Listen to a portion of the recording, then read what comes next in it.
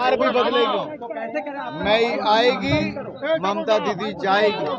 बंगाल ने ठाना है ममता बनर्जी को हराना है, क्योंकि महिलाओं का अपमान और देश की राष्ट्रपति का अपमान जो ममता बनर्जी जी ने किया है वो देश की किसी महिला या किसी भी व्यक्ति को पसंद नहीं आया। किस तरह से क्या इसी तरह से बंगाल की इस महान धरती पर देश की राष्ट्रपति हो, देश की राष्ट्रपति, देश के प्रधानमंत्री हो, राज्य के राज्यपाल हो, क्या इनका अपमान ममता बनर्जी जी ऐसे करती रही? संवैधानिक पदों पर बैठे लोगों का अपमान और घुसपैठियों का सम्मान। अरे विरोध करती हो राष्ट्रपति, प्रधानमंत्री, राज्यपाल का, और स्वागत करती हो रोहिंग्या, मुसलमान और बांग्लादेशी घुसपैठियों का। ये कैसी सरकार है ममता बनर्जी की? 5000 स्कूल बंद हो गए, 8 लाख करोड़ का कर्जा चढ़ गया, 8 लाख करोड़ का, और 8000 स्कूल बंद हो गए।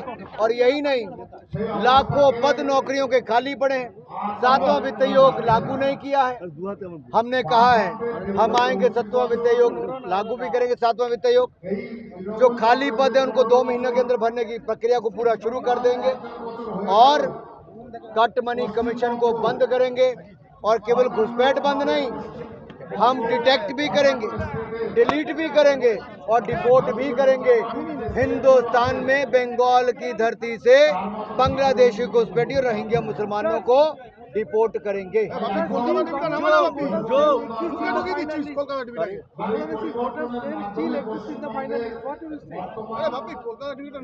जो इस देश के नागरिक हैं, जो बंगाल में जिनके पास अपने कागज पत्र हैं, उनको वोट का अधिकार है, लेकिन जो इस देश के नहीं, उसको इस देश में वोट का अधिकार भी नहीं। मैंने कहा घुसपैठियों को भगाने का काम करना। सबसे पहला काम डिटेक्ट करना, फिर डिलीट करना, फिर डिपोर्ट करना। राष्ट्रपति के आदिवासी समाज को नेग्लेक्ट किया राज्य सरकार। आदिवासी समाज के साथ जो अन्याय अत्याचार बंगाल में हुआ है, अब उसका एक नया उदाहरण ममता बनर्जी ने पेश किया है। एक महिला राष्ट्रपति जो ट्राइबल समाज से आती हैं, अनुसूचित जनजाति से आती हैं, गरीब घर से आती हैं, उसका अपमान एक इंटरनेशनल कार्यक्रम से पहले जिस तरह से बंगाल की भूमि पर हुआ, ये स्पष्ट संदेश ममता बनर्जी ने दिया है कि उनकी बौखलाहट, घबराहट, छटपटाहट, ये सब दिखा रहा है कि ममता बनर्जी की सरकार जाने वाली है, भाजपा की सरकार बनने वाली है। राष्ट्रपति का जो सभा स्थल है वो बार बार चेंज किया राज्य सरकार से। क्या किया? राष्ट्रपति सभा स्थल बार बार चेंज किया, सभा स्थल बार बार बदलना और ये कहना कि उनको जानकारी नहीं, ये स्पष्ट तौर पर दिखाता है कि एक राज्य की मुख्यमंत्री झूठ भी बोल रही है, षड्यंत्र भी रचा जा रहा है और राज्य को अपमानित करने का काम भी किया जा रहा है।